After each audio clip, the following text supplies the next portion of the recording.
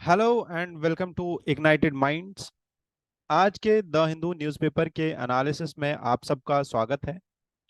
आप सब लोग अच्छे से होंगे, आप सब लोग ठीक होंगे, अपने घरों में होंगे। आज 5 सितंबर 2024 का दिन है। द हिंदू न्यूज़पेपर में आज बहुत सारी न्यूज़ है जो इम्पोर्टेंट है यूपीएससी के पर्सपेक्टिव से। ये सारी न्यूज़ जो आपके सामने हाईलाइटेड है, इन सब न्यूज़ का हम प्रीलिम्स और मेंस दोनों एस्पेक्ट पढ़ेंगे। इसके साथ साथ हम इन सारी न्यूज़ का स्टैटिक और करंट दोनों डायमेंशंस ठीक से पढ़ेंगे। जैसे आपके लिए सबसे पहला news central pension payment system. तो ये सेंट्रल पेंशन पेमेंट सिस्टम जो कि अभी अभी गवर्नमेंट ऑफ इंडिया ने नोट दिया है, इसको ग्रीन लाइट मिला है, ये क्या है, कैसे काम करेगा। एक्सरसाइज तरंग शक्ति, इसका स्टैटिक और आज की डेट में इस साल ये कहाँ पे हुआ है, ये किस चीज पे बेस्ड है, इसका यूएसए के साथ क्या लिंक है, कौन कौन सी कंट्रीज यहाँ पे पार्टिसिपेट करने वाली है, ये सब चीजें देखेंगे। इसके साथ साथ इंडिया और ब्रूनी के रिलेशंस भी देखेंगे। Latest ILO International labour Organisation की रिपोर्ट आई है, ये भी देखेंगे। और सब classification of caste and doctor B R Ambedkar के views, death penalty in case of rape जिसपे अभी अपराजिता बिल आई है वेस्ट बंगाल की तरफ से, ये भी देखेंगे।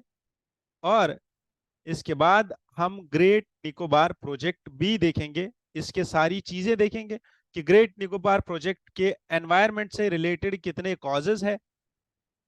ग्रेट निकोबार आइलैंड जो कि एक बायोडाइवर्सिटी हॉटस्पॉट है, कहाँ पे लोकेटेड है। और इसमें हमें यह भी देखना है कि ये जो प्रोजेक्ट है इसमें एनवायरमेंटल कंसर्न्स कितने ज्यादा है, मैरिजेबल एज को कम किया जाए या ज्यादा किया जाए, ये भी डिस्कशन इंपॉर्टेंट है। और लास्ट में हमारे लिए जो कि यूपीएससी ने लास्ट टाइम 2023 में भी पूछा था, यूक्रेन से रिलेटेड न्यूज।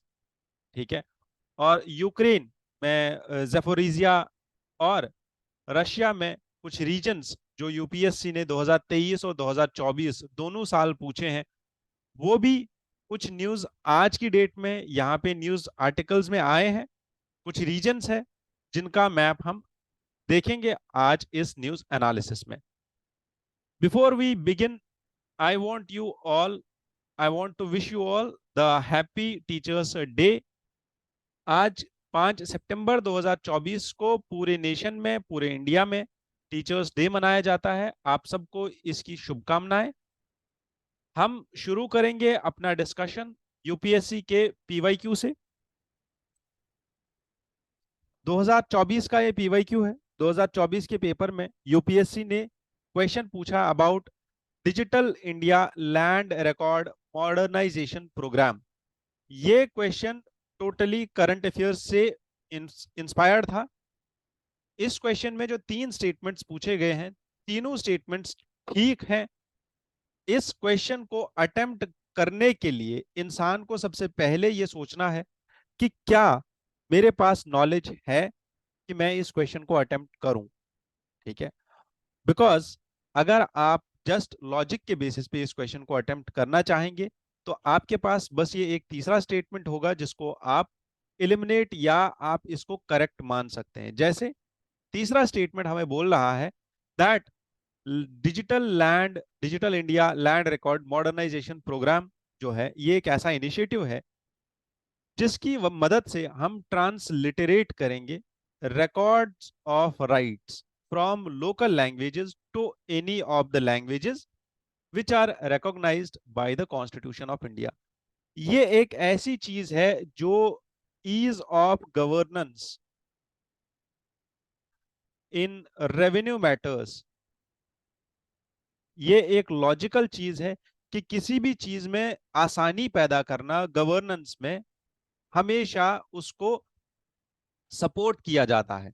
कि किसी भी चीज को अगर आप ईज आउट करते हो, जैसे ease of doing business, ease of governance, e governance, ये सब चीजें जितनी भी होंगी, ये सब फीचर्स जिस भी प्रोग्राम के होंगे, ये फीचर्स हमेशा ट्रू होंगे। ठीक है, तो ये स्टेटमेंट अपने आप में ठीक रहेगा।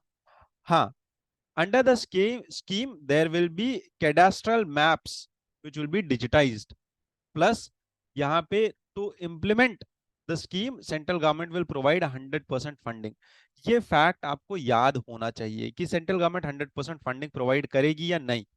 हाँ, डिजिटल इंडिया लैंड रिकॉर्ड्स का मॉडर्नाइजेशन है। मॉडर्नाइजेशन का मतलब ही वही है कि पुराने ट्रेडिशनल मैप्स जो क्लॉथ पेपर पे बनते थे, ठीक है, या जो ट्रेस पेपर पे मैप्स बनते थे, जो ऑलरेडी रेवेन्यू रिकॉर्ड्स में होते हैं, आपको नहीं पता होगा। यूजुअली क्लॉथ पेपर और ट्रेस पेपर के मैप्स को यूज किया जाता है रेवेन्यू रिकॉर्ड्स में। इन मैप्स को डिजिटाइज किया जाएगा। हाँ, ये ट्रू है। हम इस स्कीम के अंदर, इस नाम के अंदर इस चीज को ट्रू मान सकते हैं अगर हम एक कॉमन सेंस यूज करके इस क्वेश्चन को सॉल्व करना चाहे। But the statement one has to be known, it has to be known by the students. ठीक है, इसीलिए मैं बोलता हूं कि आपको हर एक चीज का एटलीस्ट की फैक्ट पता होना चाहिए, जो मैं यहाँ पे इस न्यूज एनालिसिस में आपको डेली सिखाता हूं। ये तीन स्टेटमेंट के साथ साथ आपको ये भी पता होना चाहिए that there are other initiatives which are taken under this digital India land record modernisation programme. जैसे इस प्रोग्राम के अंदर एक भू आधार, ठीक है, और unique land parcel identification number, एक 14 डिजिट का अल्फा न्यूमेरिक यूनिक आईडी दिया जाता है हर एक लैंड पार्सल को on Jio coordinates of vertices, कि ज्योग्राफिकली लैटिट्यूड और लॉन्गिट्यूड कहां से कहां तक मैच करते हैं इस एक लैंड पार्सल के। ये ज्योग्राफिकल कोऑर्डिनेट्स और जियोलॉजिकल कोऑर्डिनेट्स जो है, इस इन जियोलॉजिकल कोऑर्डिनेट से, इन जियोग्राफिकल कोऑर्डिनेट से एक नंबर बनाया जाता है। वो नंबर असाइन किया जाता है किसको? इस लैंड पार्सल को। इस लैंड पार्सल को ये नंबर असाइन किया जाएगा और उसी को हम बोलेंगे unique land parcel identification number और भू आधार। ठीक है, इसके बाद हमें यह भी देखना है that transliteration of land records किया जाएगा, जो कि इस स्टेटमेंट में पूछा गया था। और कंप्यूटिंग द CDAC पुणे, जो ये इनिशिएटिव है, ये digital India land record modernisation initiative, इसके अंदर एक ऑर्गेनाइजेशन है CDAC पुणे। ये इसका फंक्शन रहेगा कि ये ट्रांसलिटरेट करे सारे के सारे लैंड रिकॉर्ड्स को और उनको लोकल लैंग्वेजेस में अवेलेबल कराए। The local languages which are highlighted in schedule 8 of the Indian constitution. कितनी लोकल लैंग्वेजेस है शेड्यूल 8 में? 22 लोकल लैंग्वेजेस है शेड्यूल 8 में। ठीक है, ये सारे फैक्ट्स हमें याद होने चाहिए। 100% फंडिंग जो है ये सेंट्रल गवर्नमेंट की तरफ से आएगी, ये भी चीज करेक्ट है। इसीलिए इस क्वेश्चन का आंसर डी होगा, that is all the statements are correct. Now starting with the discussion, यहां पे सबसे पहला न्यूज जो आज की डेट में आया है that is about the centralised pension payment system. ये सेंट्रलाइज्ड पेमेंट पेंशन सिस्टम जो है ये कैसे काम करेगा? ये 78 लाख जो हमारे एम्प्लॉयज है जो पेंशन ले रहे हैं अंडर एम्प्लॉयज पेंशन स्कीम 1995, ये स्कीम्स हमें नहीं पढ़नी है, ये नंबर हमें याद नहीं रखना है, इनके बेनिफिट के लिए आया है। अब इससे होगा क्या कि एम्प्लॉय का पेंशन जो है वो कहीं पे भी डिसबर्स हो सकता है, वो किसी भी बैंक के थ्रू डिसबर्स हो सकता है पूरे इंडिया में without any need to transfer the pension payment orders. ठीक है, पेंशन पेमेंट ऑर्डर्स को ट्रांसफर किए बगैर ये जो अमाउंट है पेंशन का ये डिसबर्स हो सकता है किसी भी बैंक से। डन, इतना यहां पे हमें याद रखना है। ठीक है, this will be a great relief to the people. Why? Because there will be the pensioners who move to their home town after retirement. अब उनको वापस उस जगह पे या उस स्टेट में नहीं जाना पड़ेगा जहां उनका कार्डर था, जहां उनकी सर्विस थी। उनको बार बार वहां जाके अपने पेंशन से रिलेटेड जो उनकी एप्लीकेशंस है या बाकी सारे इश्यूज होंगे, डिस्प्यूट्स होंगे, वो नहीं करने होंगे सॉल्व वहां जाके, बल्कि उनका जो पेंशन है वो किसी भी बैंक में किसी भी जगह पे आ सकता है। ठीक है, this facility will be launched as part of EPFO, that is employ provident fund organisation. उसके उसका एक प्रोग्राम है जिसका नाम है आईटी मॉडर्नाइजेशन प्रोजेक्ट, जिसके अंदर ये लोग क्या काम कर रहे हैं, the centralised IT enabled system, जिसका नाम है साइट्स 2.01, ये इंप्लीमेंट होगा जनवरी 1 2025 से। ये फैक्ट्स है, ये याद रखने हैं। जैसे हमने अभी एक क्वेश्चन देखा वैसे ही ये वाला क्वेश्चन भी बन सकता है। आपको ये पूछा जा सकता है कि साइट्स 2.01 क्या है, ये किसका प्रोजेक्ट है, ये ईपीएफओ का प्रोजेक्ट है, इसके अंदर क्या होगा, आईटी का मॉडर्नाइजेशन होगा।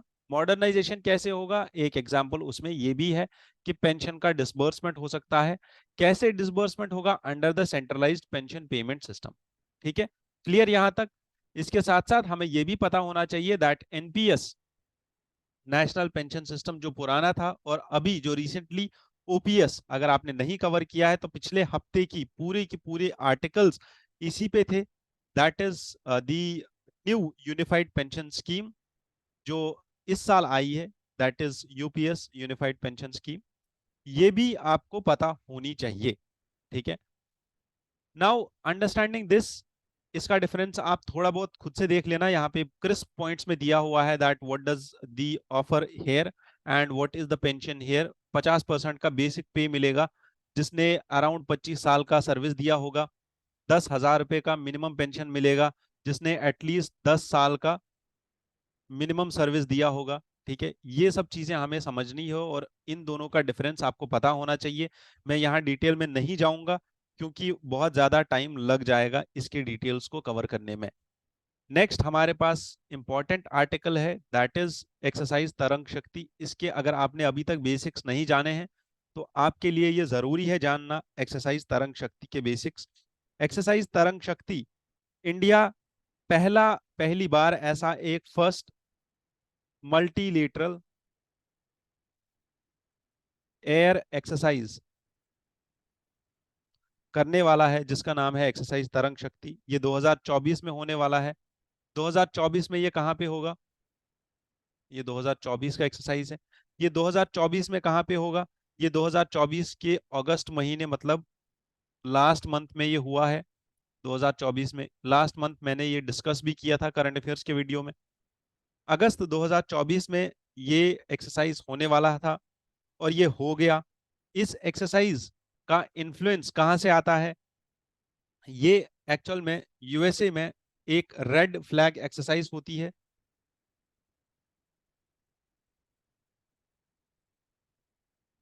रेड फ्लैग एक्सरसाइज होती है यूएसए में। उसी एक्सरसाइज से हमारी तरंग शक्ति जो है इन्फ्लुएंस्ड है। तरंग शक्ति 2 फेजेस में की जाएगी और पहला फेज सदर्न इंडिया में होगा और दूसरा फेज वेस्टर्न सेक्टर में होगा, लाइक वेस्टर्न इंडिया में होगा। इस एक्सरसाइज में पार्टिसिपेट करने वाले देश Australia, France, Germany, Japan, Spain, UAE, United kingdom and USA, ये सारे देश यहाँ पे इस एक्सरसाइज में पार्टिसिपेट करेंगे। जर्मनी की तरफ से यहाँ पे A400M एयरक्राफ्ट आएगा which will be displayed for the Indian air force, क्योंकि ये हम प्रोक्योर करने वाले हैं इनके इनसे, जर्मनी से। इसके साथ साथ इसका जो सेकंड एडिशन होगा, इस एक्सरसाइज का जो सेकंड एडिशन होगा उसका नाम होगा air exercise red flag 2024 which was earlier held in Alaska. 14 जून 2024 को ये हो गया था ये वाला एक्सरसाइज, 4 जून से लेके 14 जून तक। इंडिया में इंडियन एयरफोर्स ने सूर्य किरण एरोबेटिक टीम ने यहाँ पे एक्सरसाइज किया है और उन्होंने यहाँ पे, ये जो फोटो है ये इन्हीं की है, सूर्य किरण एरोबेटिक टीम की। इन्होंने पार्टिसिपेट किया है इन द फेज 2। फेज 2 कहाँ पे हुआ है, जोधपुर में, जोधपुर के एयरफोर्स स्टेशन से। ठीक है, ये चीजें हमें याद रखनी है, ये चीजें आपके सीडीएस के लिए इंपॉर्टेंट है, यूपीएससी के जो बाकी सारे एग्जाम्स होते हैं उनके लिए भी इंपॉर्टेंट है और यूपीएससी के लिए भी इंपॉर्टेंट है, क्योंकि डिफेंस सेक्टर से, मैं बार बार बोल रहा हूं, 3 से 4 क्वेश्चन, 3 तो डायरेक्टली थे, चौथा क्वेश्चन इनडायरेक्टली था डिफेंस सेक्टर से। ठीक है, 2024 के पेपर में। इसीलिए ये चारों चीजें याद रखनी है। ठीक है, यहां तक क्लियर। इसके बाद इंडिया एंड ब्रूनी के रिलेशंस हम समझते हैं, और इंडिया एंड ब्रूनी के रिलेशंस को इसलिए समझना है क्योंकि ब्रूनी अगर आप देखो तो ये बहुत ही एक छोटा देश है ज्योग्राफिकली। यहाँ पे ये लोकेटेड है बोर्नियो आइलैंड के ऊपर, ये लोकेटेड है। इसके एक साइड में मलेशिया है, दूसरे साइड में बोर्नियो है, और ये हार्बर करता है, कोस्ट अपना शेयर करता है यहाँ पे, जहां चाइना का एक 9 डैश लाइन क्लेम भी है। ठीक है, अब समझना यह है कि इंडिया का यहाँ पे रिलेशन बढ़ रहा है क्योंकि recently prime minister Modi ji ने यहाँ पे विजिट किया है। और प्राइम मिनिस्टर मोदी जी का जो यहाँ पे विजिट है, उस विजिट में उन्होंने बोला है दैट इंडिया जो है एक्सपेंशनिज्म की तरफ नहीं बढ़ता है जैसे चाइना होता है। चाइना की जो बेसिक पॉलिसी है वो टेरिटोरियल एक्सपेंशन की पॉलिसी है। चाइना मैरीटाइम एक्सपेंशन भी कर रहा है through the claims of 9 dash line, जिसके अंदर ये इस एरिया में जितने भी छोटे छोटे आइलैंड्स हैं उनको क्लेम करता है कि ये चाइना के अंदर आते हैं, जिसमें पैरासल आइलैंड, स्कारबोरो शोल, बाकी सारे आइलैंड्स आते हैं यहाँ पे। ये सारे आइलैंड्स को चाइना क्लेम कर रहा है। बट रिसेंटली हुआ ये है कि फिलीपींस, बोर्नियो, मलेशिया, ये सारी कंट्रीज ने चाइना के अगेंस्ट जाके बोला है दैट हम लोग इस क्लेम को रिकॉग्नाइज नहीं करते हैं, और एक ऐसा स्टांस लिया है जिसकी मदद से अब होगा ये कि चाइना को यहाँ पे अपोजिशन फेस करना पड़ेगा। ठीक है, और इसी के चलते बोर्नियो में और ब्रूनेई में यहाँ पे जो ये आपको कैपिटल सिटी दिख रही है जिसका नाम है बंदर सीरी बेगावन, यहाँ पे प्राइम मिनिस्टर नरेंद्र मोदी जी का विजिट हुआ है, और वो यहाँ पे ब्रूनी के सुल्तान से मिले हैं जो कि लॉन्गेस्ट सर्विंग मोनार्क है। ही met Prime Minister Narendra Modi and they talked about cooperation in space technology, space research, और इंडिया की एक इसरो की टेलीमेट्री यहाँ पे लोकेटेड है, कहाँ पे, ब्रूनी में, जिसका नाम है the telemetry tracking and command station. ये ऑलरेडी वहां पे लोकेटेड है, ये भी फैक्ट आपसे पूछा जा सकता है एग्जाम में। The two countries are developing cooperation in terms of LNG supplies and long term cooperation। इसके साथ साथ ब्रूनी इंडिया के एक्ट ईस्ट पॉलिसी के लिए और भी ज्यादा महत्वपूर्ण है। इंडिया का जो इंडो पैसिफिक विजन है उसके लिए भी ब्रूनी जो है और ज्यादा इंपॉर्टेंट हो जाता है एज अ नेशन। ठीक है, नेक्स्ट जो हमारा आर्टिकल है it is about the international labour organisation. International labour organisation के कुछ फैक्ट्स समझते हैं, क्योंकि इंटरनेशनल लेबर ऑर्गेनाइजेशन ने यहाँ पे एक रिपोर्ट निकाली है जिसका नाम है world employment and social outlook report. ये रिपोर्ट किसने निकाली है? ये आईएलओ ने निकाली है। ये रिपोर्ट आपसे पूछी जा सकती है, और ये सितंबर 2024 में ये रिपोर्ट आई है। ये रिपोर्ट कौन निकालता है? आईएलओ निकालता है। मैं बार बार इसलिए बोल रहा हूँ क्योंकि ये रिपोर्ट का नाम डायरेक्ट पूछा जा सकता है। ऐसी जो हाई लेवल ऑर्गेनाइजेशंस होती है, जैसे वर्ल्ड बैंक की कल रिपोर्ट आई थी, ठीक है, आज उस रिपोर्ट पे एडिटोरियल आया है। वो एडिटोरियल इंपॉर्टेंट नहीं है, रिपोर्ट का नाम बस इंपॉर्टेंट था, क्योंकि एडिटोरियल जो मैंने आज पढ़ा वर्ल्ड बैंक की रिपोर्ट के ऊपर, जो कल रिपोर्ट हमने देखी थी, वो एडिटोरियल भी it is just talking about the growth numbers, whether they are valid or not. We do not need to dwell into that numbers because that number will change eventually। ठीक है, हमें अगर याद रखना है तो वर्ल्ड बैंक की वो रिपोर्ट याद रखनी है जो इंडिया डेवलपमेंट रिपोर्ट है। ठीक है, वो याद रखना है कि किसने पब्लिश की है और कब पब्लिश की है। वो कल की डेट में आई थी वर्ल्ड बैंक के द्वारा। वैसे ही आईएलओ की ये रिपोर्ट है जिसका नाम है world employment and social outlook report.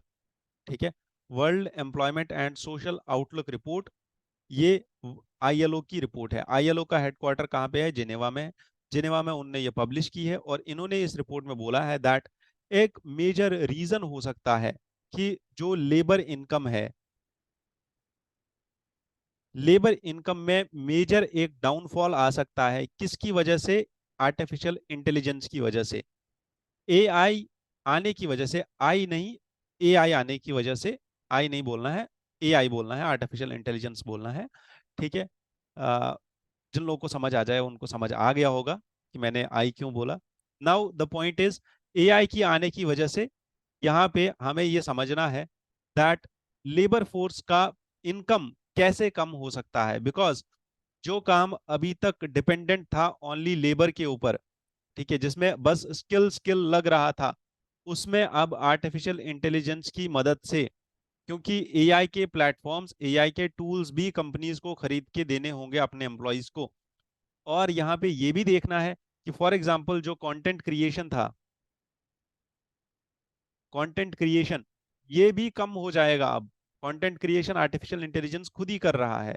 Content creation के साथ साथ आर्टिफिशियल इंटेलिजेंस की मदद से इसके बहुत सारे ऐसे टूल्स हैं कि आप डेटा एनालिटिक्स, आप सिस्टमाइज्ड रिपोर्ट्स जनरेट कर सकते हो, आप अपने सोशल मीडिया को लिंक कर सकते हो आर्टिफिशियल इंटेलिजेंस के साथ, और यही टूल्स आपकी डिजिटल मार्केटिंग भी देख सकते हैं।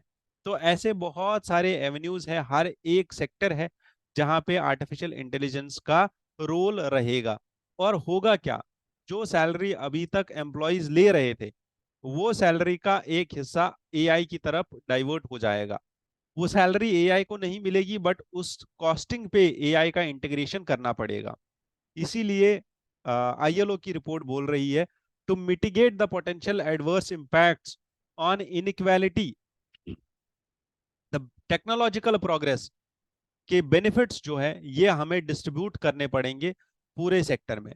ठीक है, एआई से जो बेनिफिट्स आने वाले हैं उनको डिस्ट्रीब्यूट करना होगा।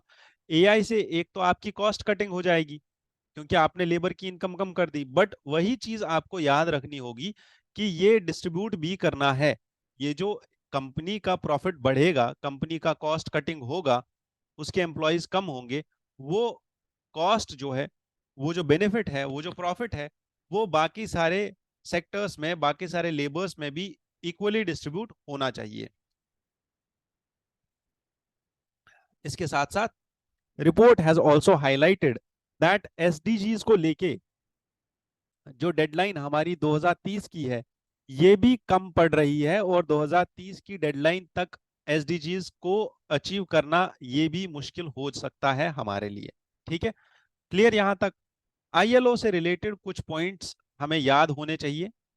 आईएलओ एक यूनाइटेड नेशंस की स्पेशलाइज्ड एजेंसी है। ये 1946 में बनाई गई थी। इसका हेडक्वार्टर जिनेवा स्विट्जरलैंड में है, और ये लेबर इश्यूज को लेके बात करती है, और यहाँ पे लेबर इश्यूज को लेके ये रिपोर्ट्स पब्लिश करती है।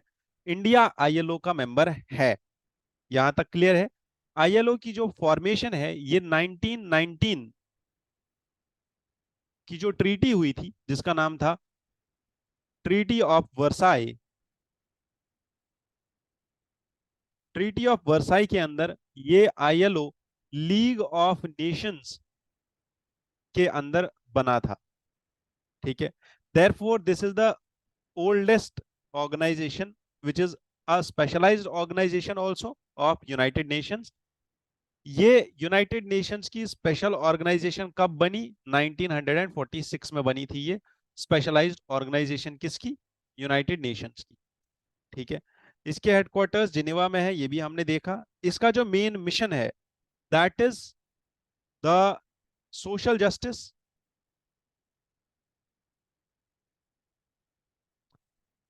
Is essential to universal and lasting peace. ठीक है, क्योंकि ये ऑर्गेनाइजेशन का ओरिजिन ही वॉर के बाद का है, तो इसीलिए इसके ऑब्जेक्टिव में भी सबसे पहले पीस आएगा। ठीक है, ये सबसे पहले काम करेगी किस पे? पीस एंड प्रॉस्पेरिटी पे। इसके बाद हमें ये भी याद रखना है कि ऑर्गेनाइजेशन को 1969 में नोबेल पीस प्राइज भी मिला। पीस प्राइज किस लिए मिला इसको, नोबेल पीस प्राइज? क्योंकि इसने काम किया था peace among classes, decent work, justice for workers and technical assistance to other developing nations. इस पे काम करने के बाद इस ऑर्गेनाइजेशन को नोबेल पीस प्राइज भी मिला है। ठीक है, इसके बाद अगर आप इसका स्ट्रक्चर देखो, तो आईएलओ जो है इसकी एक इंटरनेशनल लेबर कॉन्फ्रेंस होती है।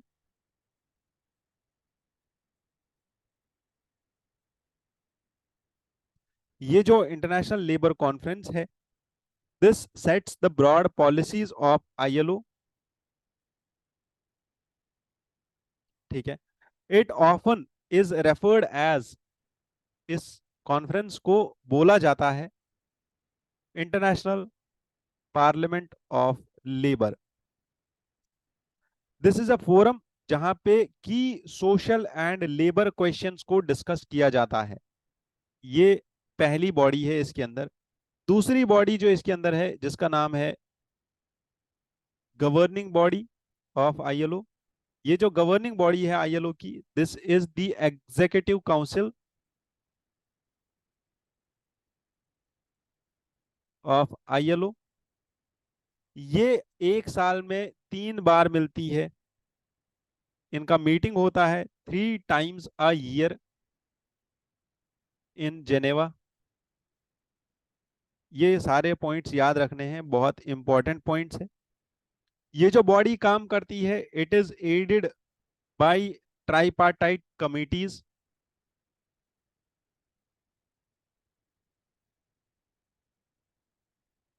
ठीक है।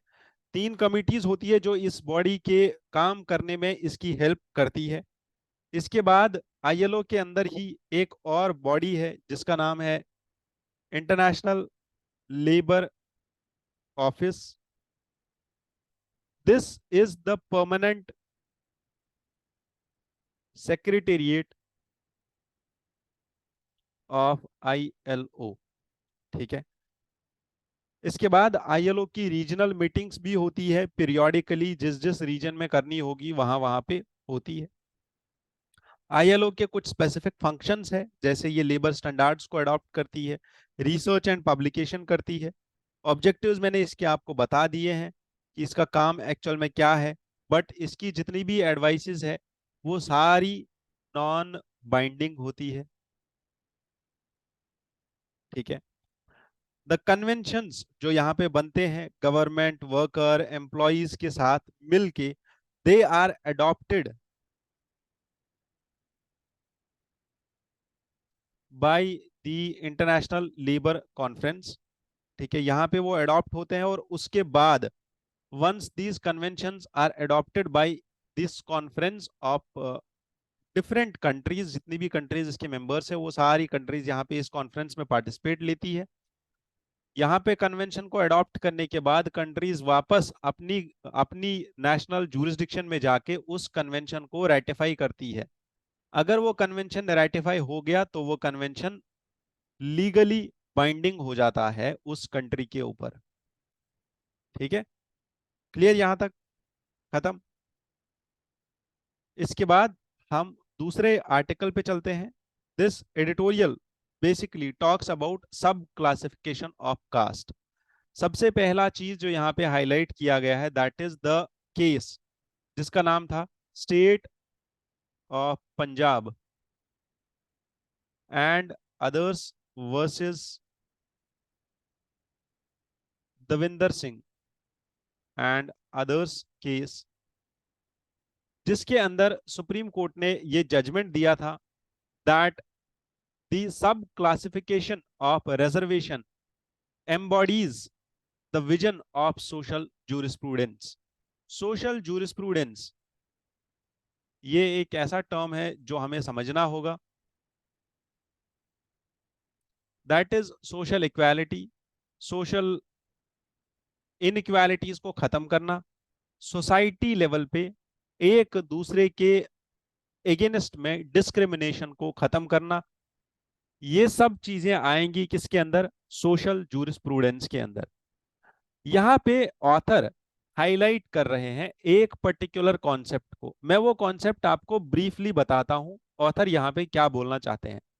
ऑथर बोल रहे हैं, as per doctor B R Ambedkar, जितने भी उनके व्यूज और उनके कोट्स और उनके स्टेटमेंट्स हैं, उनसे हमें यह पता चलता है कि अगर आप कास्ट के अंदर सब कास्ट की स्टडी करो और ये देखो कि सब कास्ट, कास्ट के अंदर सब कास्ट, जैसे वाल्मीकिस, मूसाहार्स, मदिगास, ठीक है, ये सारे सब कास्ट है, छोटे लेवल के कास्ट से, छोटी छोटी कम्युनिटीज है जो आपस में एक दूसरे के अगेंस्ट में ही डिस्क्रिमिनेशन कर रहे हैं। ठीक है, जैसे मांग और Mahars, they are deemed untouchables by Chamars. ठीक है, ऐसे कास्ट जो सब कास्ट है, लाइक अ सब कास्ट चमार, दे थिंक कि मांग और महार जो सब कास्ट है, दे आर अनटचेबल्स। ठीक है, जबकि अगर आप लार्जर सर्कल देखो तो शेड्यूल कास्ट के अंदर ये सारे कास्ट आते हैं। ठीक है, इसीलिए यहां पे समझने वाली बात यह है कि जितनी आप ज्यादा डिफरेंसेस क्रिएट करोगे उतना ही ज्यादा सोशल टेंशन बढ़ेगा। But concept of jurisprudence, that is social jurisprudence, talks about social cohesion. ठीक है, कि सोसाइटी में एक यूनिटी हो, इंटेग्रिटी हो, और ये डिविजन्स और ये एक दूसरे के अगेंस्ट में घिरना, एक दूसरे के अगेंस्ट में डिस्क्रिमिनेशन, ये सब चीजें ना हो। ठीक है, इस एडिटोरियल में आपको बहुत सारे सब कास्ट के नाम मिल जाएंगे, जैसे मैंने अभी तक बोले बहुत सारे कास्ट हैं, मांग, महार, चमार, इसके बाद और भी बहुत सारे हैं जैसे मदिगा, डंडोरा और लोकाशीर। ये यहाँ पे एक ऑर्गेनाइजेशन है, लोकाशीर अन्नाबू साथे, ये एक लीडर थे, और मांग कास्ट के ही ये लीडर थे, ये कास्ट नहीं है। इसके बाद और भी बहुत सारे कास्ट हैं यहाँ पे जो लिखे हुए हैं, जैसे मदिगा कास्ट साउथ इंडिया में है। ऐसे ही और भी बहुत सारे कास्ट लिखे हैं यहाँ पे जो कि हमारे लिए इंपॉर्टेंट नहीं है उतना ज्यादा इनको याद रखना, क्योंकि सब कास्ट, कौन से कास्ट का कौन सा सब कास्ट है, ये यूपीएससी कभी सपने में भी नहीं पूछने वाला। ठीक है, इसको तो अपने दिमाग से हटा ही दो, ये चीज याद भी नहीं रखनी है। ठीक है, बट हमें क्या याद रखना है, हमें याद रखना है यहाँ पे डॉक्टर अंबेडकर की यहाँ पे दो मूवमेंट्स को हाईलाइट किया गया है। One is Mahad Satyagraha, another is Kalaram temple entry movement. ठीक है, which highlights the ritual discrimination which was faced by Dalits at that time. One is this, एक हमने यहाँ पे ये पॉइंट याद रखा। दूसरा हमने ये यहाँ पे केस याद रखा जिस केस का यहाँ पे जिक्र हो रहा है, जिसमें जजमेंट आया है। ठीक है, क्लियर यहां तक। इसके बाद हम समझते हैं सब क्लासिफिकेशन ऑफ द कास्ट। ठीक है, if you talk about the data and facts, article 341 of our constitution empowers the president of India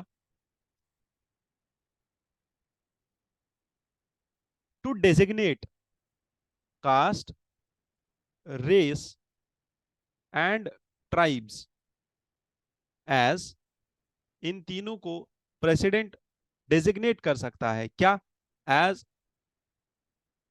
scheduled caste. ठीक है, based on historical injustice, based on historical injustice. ठीक है, which is met और related to untouchability. Historical injustice मतलब untouchability. ये key words है जो हमें याद रखने हैं। 341 के अंदर प्रेसिडेंट के पास ये पावर्स है, वो किसी भी कास्ट को, किसी भी रेस को, किसी भी ट्राइब को डिक्लेयर कर सकता है, डेजिग्नेट कर सकता है, इन तीनों में से किसी को भी एज शेड्यूल कास्ट। और उसके बाद शेड्यूल कास्ट डिक्लेयर करने के बाद ये क्यों डिक्लेयर करेगा, रीजन क्या होगा, रीजन होगा हिस्टोरिकल जस्टिस, और हिस्टोरिकल जस्टिस में भी प्राइम रीजन होगा untouchability. Once they are declared as schedule caste, तो जितने भी प्रोविजंस शेड्यूल कास्ट के लिए है वो सारे इस पर्टिकुलर कास्ट के लिए भी अप्लाई हो जाएंगे। अगर आप सेंसस 2011 की बात करो तो 16.6% जो हमारी पॉपुलेशन का है, दे आर एससीज, and approximately around 8.6% of the population was belonging to ST population. Clear यहां तक। इसके साथ साथ हमारे कॉन्स्टिट्यूशन में, हमारे संविधान में article 14, article 15 clause 4, article 16 clause 4, article 16 clause 4A और 16 क्लॉज 4B, ये सारे आर्टिकल्स हैं हमारे कॉन्स्टिट्यूशन में for reservation in posts and services, for discrimination, not to discriminate against the socially and educationally backward classes or scheduled castes. Article 14 guarantees the equality before law. Basically, यहाँ पे अगर आपको story line पता हो तो story line तो इससे पहले भी मैंने डिस्कस की हुई है। लाइक 1975 में पंजाब गवर्नमेंट ने एक नोटिफिकेशन निकाला था जिसमें उन्होंने बोला कि जो 25% हम शेड्यूल कास्ट को रिजर्वेशन दे रहे हैं उस 25% को हम दो हिस्सों में डिवाइड करेंगे, ठीक है। और दो हिस्सों में डिवाइड करने के बाद हम एक हिस्सा वाल्मीकि और मजहबी सिख कम्युनिटी के लिए पूरा रख देंगे 12.5%, और जो बाकी सारे शेड्यूल कास्ट कम्युनिटीज हैं उनके लिए 12.5% अलग से रखेंगे, ठीक है। क्लियर यहां तक। और यहाँ पे सेम एक जजमेंट दी थी, सेम एक रेजोल्यूशन और एक क्या नाम है इसका, रेगुलेशन लेके आया था, नोटिफिकेशन लेके आया था आंध्र प्रदेश गवर्नमेंट। ये बात हुई थी 1975 की, बट 2000 में आंध्र प्रदेश गवर्नमेंट ने एक ऐसा ही सिमिलर काइंड ऑफ नोटिफिकेशन लेके आए और ये नोटिफिकेशन को चैलेंज किया गया और 5 जज कॉन्स्टिट्यूशनल बेंच बनाया गया सुप्रीम कोर्ट में 2004 में, जिसने आंध्र प्रदेश की उस नोटिफिकेशन को नल एंड वॉइड करार देके उसको स्ट्रक डाउन कर दिया था, ठीक है। तो इसका मतलब क्या है कि सब क्लासिफिकेशन ऑफ रिजर्वेशन, रिजर्वेशन का डिवीजन यहां पे अलाउ नहीं किया गया था। बट 2004 में सुप्रीम कोर्ट में ही EV Chinnaiah state versus state of Andhra Pradesh case आता है 2004 में, और उस केस में अगेन ये रीअफर्म किया जाता है that SC ST list is a homogeneous group, ये एक ही ग्रुप है और इस ग्रुप को हम अलग से फर्दर डिवीजन नहीं कर सकते हैं। इसीलिए जो स्कीम्स आएंगी, जो रिजर्वेशन आएगी, वो पूरे के पूरे ग्रुप को मिलेगी, ना कि किसी एक पर्टिकुलर कास्ट के लिए, सब कास्ट के लिए आप अलग अलग से रिजर्वेशन ला सकते हो, ठीक है। इसके बाद कुछ कमिटीज बनाई गई, मिनिस्ट्री ऑफ होम मिनिस्ट्री ने भी बनाई, लॉ मिनिस्ट्री ने, ट्राइबल अफेयर्स मिनिस्ट्री ने, इन सब ने मिलके एक 5 मेंबर कमेटी बनाई। 5 मेंबर कमेटी को हेड करने वाले थे कैबिनेट सेक्रेटरी, और उसके बाद इस कमेटी की रिकमेंडेशन आई, बट कमेटी का कोई डेडलाइन नहीं था टू गिव इट्स फाइंडिंग्स। जबकि रिसेंटली 2024 में अगस्त के महीने में लास्ट मंथ में एक 7 जज बेंच बैठा जिन्होंने 2004 के जजमेंट को ओवरटर्न कर दिया और बोला 2004 का जजमेंट जो है वो वैलिड नहीं है। उस जजमेंट को स्ट्रक डाउन करके एक नई रूलिंग निकाली और उस रूलिंग के according now states, not center, states can create sub classification within SC and ST, इतना अलाउ कर दिया गया है। क्लियर यहां तक, इतना ही हमें समझना है। और ये भी बोला गया कि SC ST के रिजर्वेशन में क्रीमी लेयर का कॉन्सेप्ट लेके आना चाहिए हमें, ठीक है। ये जो स्टेटमेंट था ये जस्टिस BR गवाई का एक ओपिनियन था, उन्होंने ये खुद बोला था इस जजमेंट के अंदर, वो भी एक जज थे इस 7 जज बेंच में, ठीक है। क्लियर यहां तक। Next, this editorial talks about the death and rape, ठीक है। मैं बस यहाँ पे एडिटोरियल ही डिस्कस करूंगा। Aparajita women and child West Bengal criminal law amendment bill 2024 लेके आया वेस्ट बंगाल का असेंबली, और वहां पे ये बिल वॉइस वोट से यूनानिमसली सब ने पास कर दिया, ठीक है। क्लियर यहां तक। एक बिल आया स्टेट असेंबली में बिल पास हो गया, वॉइस वोट से उन्होंने सबने पास कर दिया। वॉइस वोट का मतलब होता है जब बिल का रेजोल्यूशन आता है, स्पीकर एडमिट करता है और स्पीकर पूछता है सब मेंबर्स से, those who are in the support of bill से ये वो यस बोल देते हैं, सब लोग हाथ जोर से चिल्ला देते हैं, और अगर वो मेजोरिटी का साउंड हुआ देन वो बिल पास किया जाता है, वैसे ही वॉइस वोट के साथ, ठीक है। समझना ये है कि ये बिल क्या करना चाहता है। ये बिल 5 ऐसे क्राइम्स को डेथ पनिशमेंट देना चाहता है। 5 क्राइम्स के लिए capital punishment.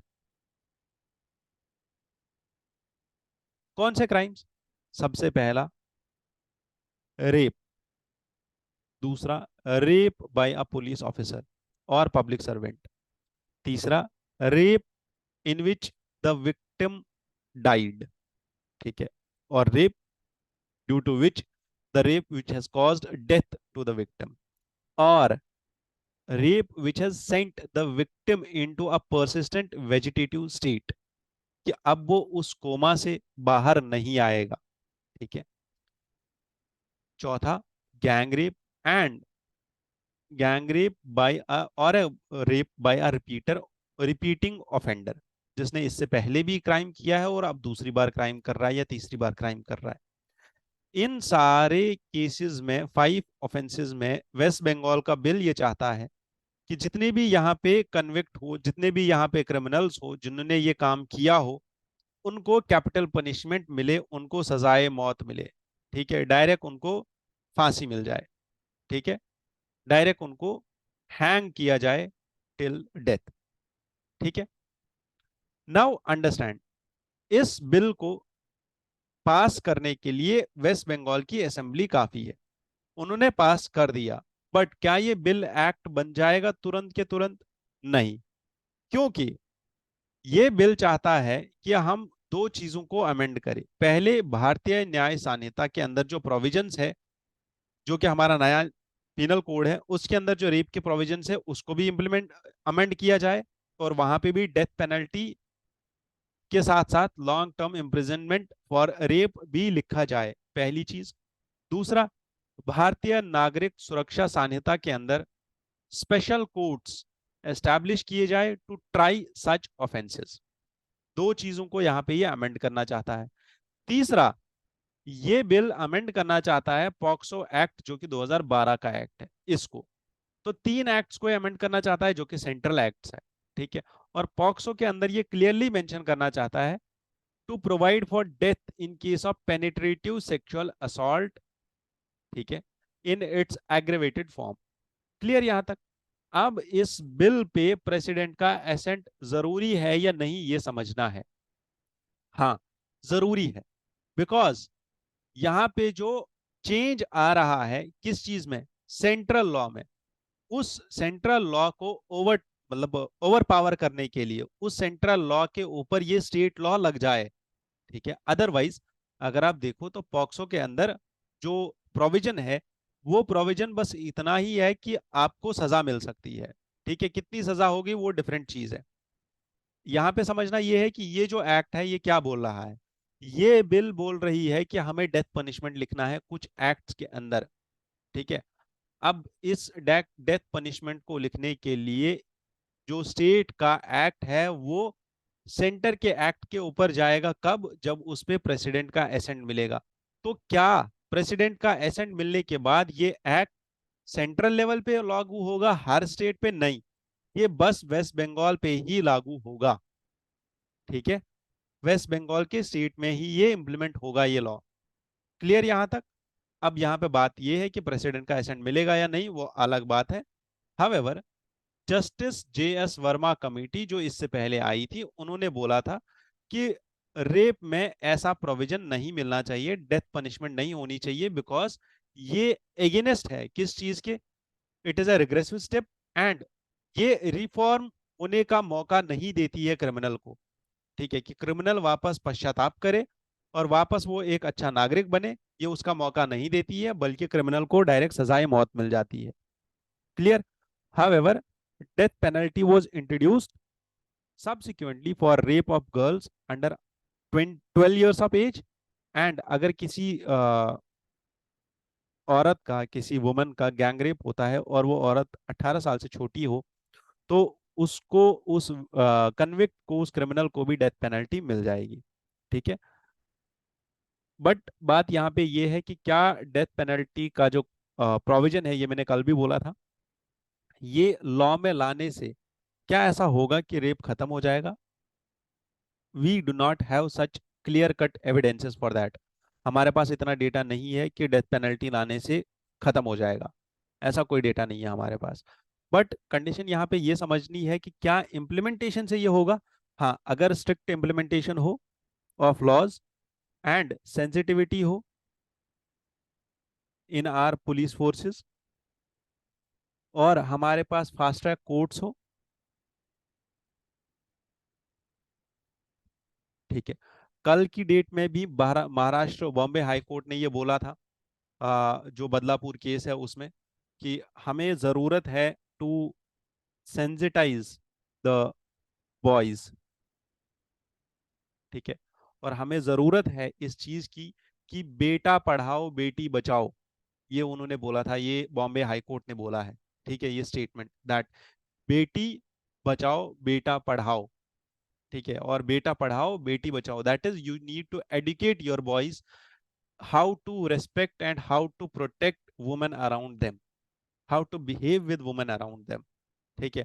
what to think and what not to think about women around them, ठीक है। इसीलिए यहाँ पे भी ये बात हो रही है that justice will be better served if the barriers to women's advancement are removed by first making the workplaces and homes safer for them, ठीक है। Clear. Now next article is important and it talks about Andaman में, जो great Nicobar में एक project बन रहा है। ये ग्रेट निकोबार डेवलपमेंट प्रोजेक्ट है। इस प्रोजेक्ट को हैंडल करने वाली ऑर्गेनाइजेशन है जिसका नाम है Andaman and Nicobar integrated development corporation. इस कॉरपोरेशन के ऊपर ये आर्टिकल है, ठीक है, कि क्या ये कॉरपोरेशन इतनी एलिजिबल है कि ये 72,000 करोड़ रुपीस का एक मेगा इंफ्रास्ट्रक्चर प्रोजेक्ट इंप्लीमेंट करे वहां पे या नहीं। सबसे पहले ऑथर यहाँ पे हाईलाइट करते हैं, ये एक्सप्लेन सेक्शन का एडिटोरियल है, तो यहाँ पे बहुत रिसर्च करके ये बनाया जाता है। ये जो ऑथर है इनका नाम है पंकज शेख सरिया। ये यहाँ पे लिख रहे हैं, ये जो ऑर्गेनाइजेशन है, ये ऑर्गेनाइजेशन बेसिकली इसमें 300-350 रुपए 300-350 करोड़ का टर्नओवर हुआ है, 35 करोड़ का इनका प्रॉफिट हुआ है लास्ट 3 फाइनेंशियल ईयर्स में। समझने की बात यह है कि इतना हाई 72,000 करोड़ का प्रोजेक्ट आप इस ऑर्गेनाइजेशन को कैसे दे रहे हो। क्योंकि अगर यहाँ पे एक एक्सपर्ट अप्रेजल कमेटी भी बनाई गई थी जो एनवायरनमेंट मिनिस्ट्री ने बनाई थी, और उस एक्सपर्ट अप्रेजल कमेटी ने भी ये देखा था और उनने भी ये नोटिस किया था कि जो ये ऑर्गेनाइजेशन है ANIIDCO, इस ऑर्गेनाइजेशन के पास एनवायरनमेंट से रिलेटेड ना तो इनके पास एनवायरनमेंट इंटरनल एनवायरनमेंट गवर्नेंस है, ना तो इनके पास एनवायरमेंटल एक्सपर्ट्स है, ना तो इनके पास कोई ऐसी एक्सपर्टीज है जो एनवायरनमेंट को प्रोटेक्ट करने का काम करे, ठीक है। ANIIDCO एक कॉजी गवर्नमेंट एजेंसी है जो पोर्ट ब्लेयर में लोकेटेड है। इसी को ये प्रोजेक्ट मिला है। Even after noting all of these lacunae, जो एक्सपर्ट अप्रेजल कमेटी बनी थी 2021 में मिनिस्ट्री ऑफ एनवायरनमेंट के अंदर, उसने ये प्रोजेक्ट फिर भी इसका अप्रूवल दे दिया, किसको, एनवायरमेंटल क्लियरेंस दे दिया इस ऑर्गेनाइजेशन को, जो कि ऑथर की नजर में गलत है।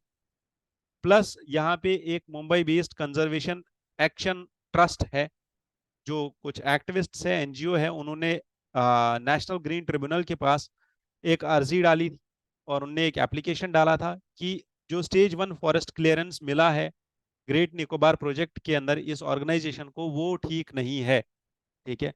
बट एनजीटी में भी एक सेटअप किया गया था, एक पर्टिकुलर टास्क फोर्स, ठीक है, एक कमेटी बनाई गई थी जो ये चेक कर पाए कि इस ऑर्गेनाइजेशन का, पर्टिकुलरली जो ये ऑर्गेनाइजेशन है ये काम कैसे कर रही है, इसमें कोई प्रॉब्लम्स तो नहीं है। बट यहाँ पे ना एक कॉन्फ्लिक्ट ऑफ इंटरेस्ट का केस आ रहा है,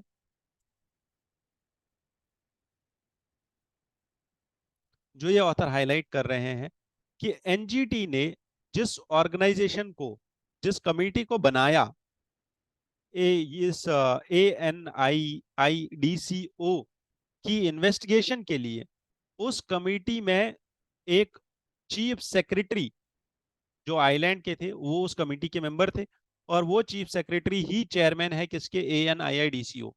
तो वही बंदा अपनी ऑर्गेनाइजेशन को भी डील कर रहा है और अपनी ऑर्गेनाइजेशन के ऊपर ही खुद ही इन्वेस्टिगेट कर रहा है। जो कि कॉन्फ्लिक्ट ऑफ इंटरेस्ट का केस बन रहा है। ये हमारा एक प्राइम एग्जाम्पल हो सकता है कहाँ पे, हमारे एथिक्स के पेपर में। ठीक है, one thing which we can keep a note of it in our notes. इसीलिए मैंने ये एडिटोरियल यहाँ पे उठाया, वरना मेरे को उठाने का कोई लॉजिक नहीं था।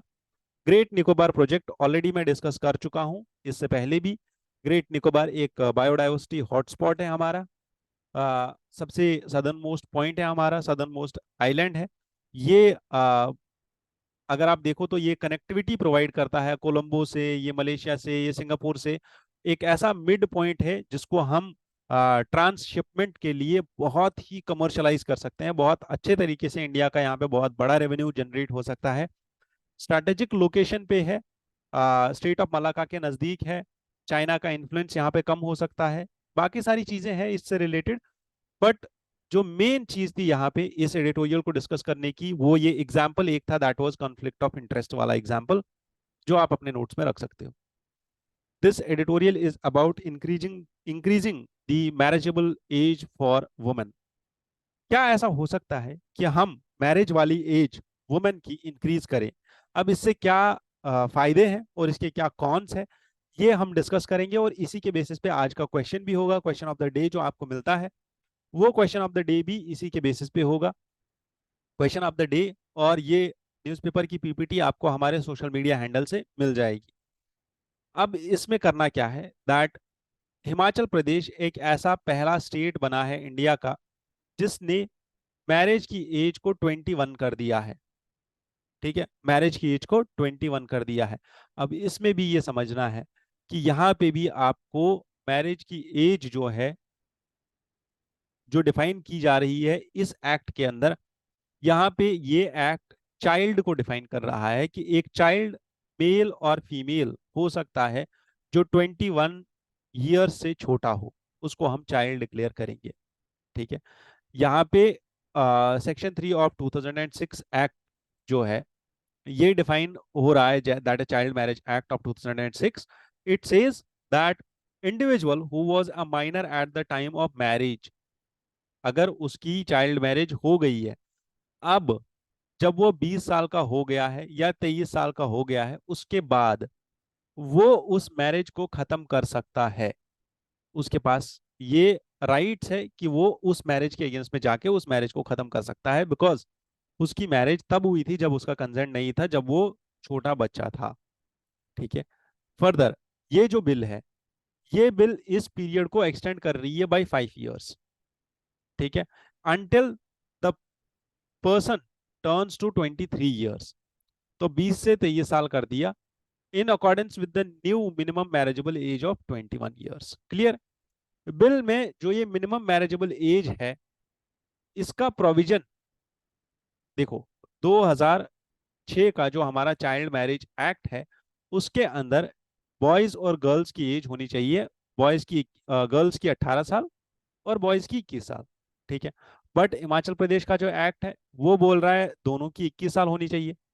अब ये दोनों प्रोविजंस डिफरेंट है और ये दोनों प्रोविजंस आपस में कॉन्ट्रावीन कर रहे हैं, आपस में अपोज कर रहे हैं। इसीलिए इस बिल को रिजर्व करना पड़ेगा हमें, किसके लिए? प्रेसिडेंट के लिए, अगेन।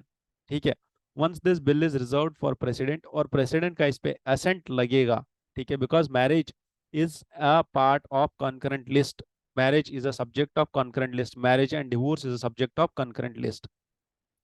ठीक है, अब अगर ऐसा हुआ, या तो दो चीजें हो सकती है कि या तो इस बिल को नल एंड वॉइड डिक्लेयर किया जाएगा अगर इस बिल को चैलेंज किया गया, या तो अगर प्रेसिडेंट ने इस पे असेंट दे दिया, then this law will be implemented in the state. ठीक है, this state law takes precedence over the central law, but this will be solely within the jurisdiction of the state, जो हमने इससे पहले भी discuss किया अभी एक और आर्टिकल में।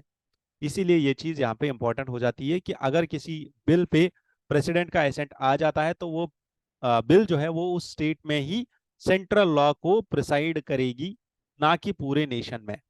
ठीक है, हाउएवर यहाँ पे एक्सपर्ट्स का ये बोलना है कि मैरिज की एज को इंक्रीज करने से होगा क्या, कि आप जो यंग लाइव्स है इनको आप बांध रहे हो एक क्रिमिनल प्रोसिक्यूशन के वेब के अंदर।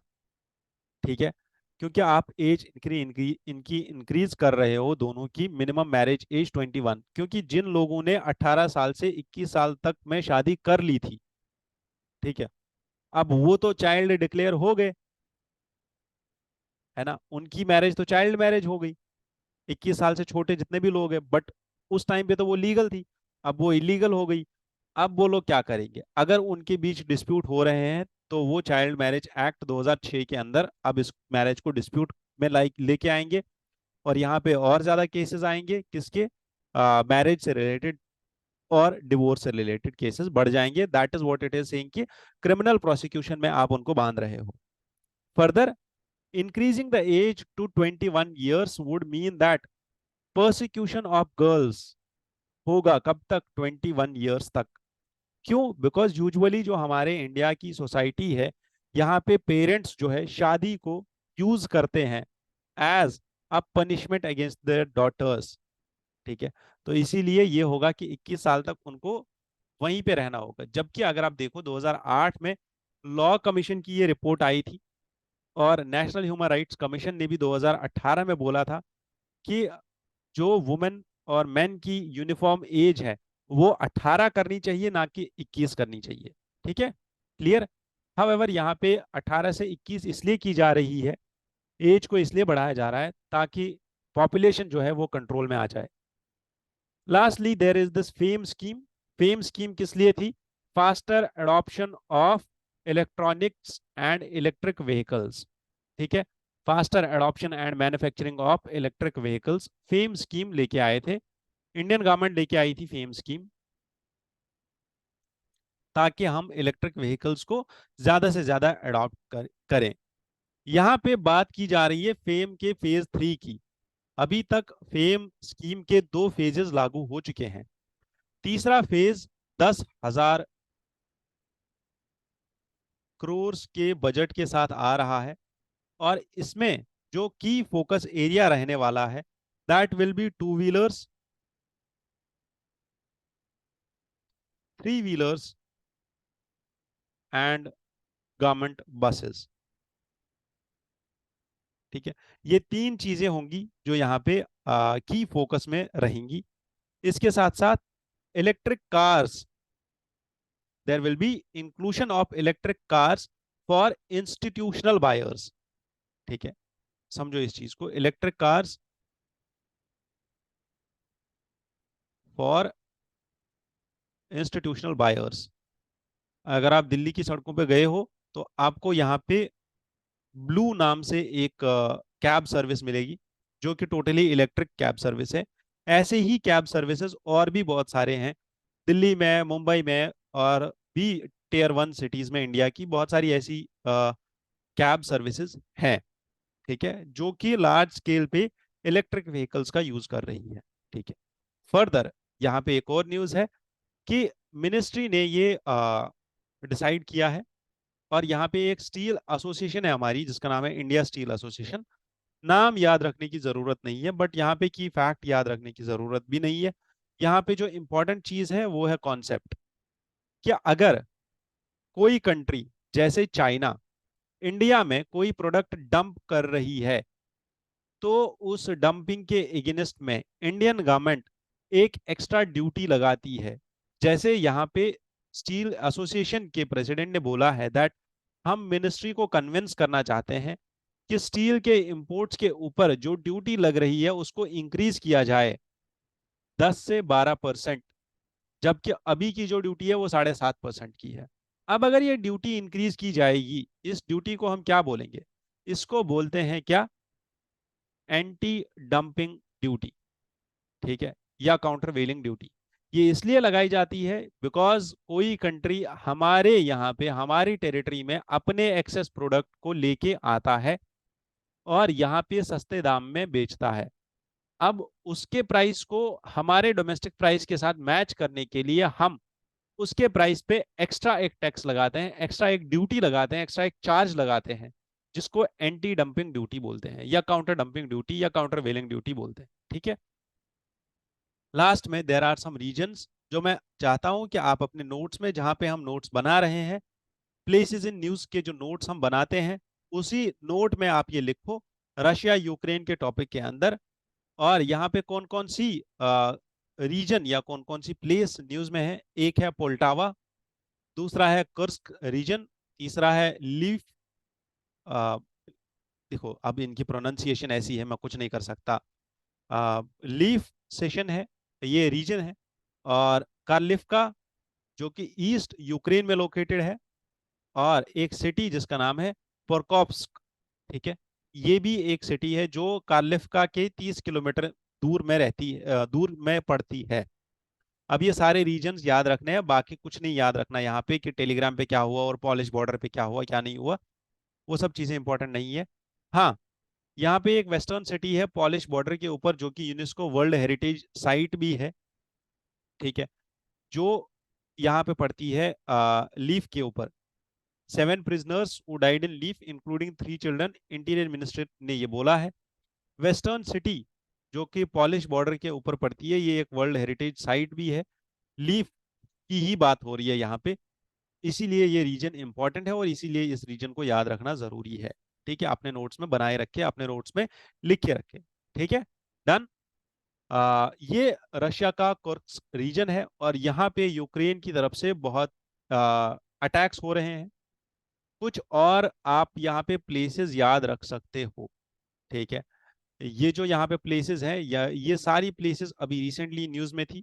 सुद्जा, गुयूफ एंड सुदरलिका और बाकी सारी जितने भी यहाँ पे है, ठीक है, इनको आप याद रख सकते हो बस। ठीक है, अपने नोट्स में लिख सकते हो। Done. With this I conclude this session. I wish you all the best and once again happy Teachers Day.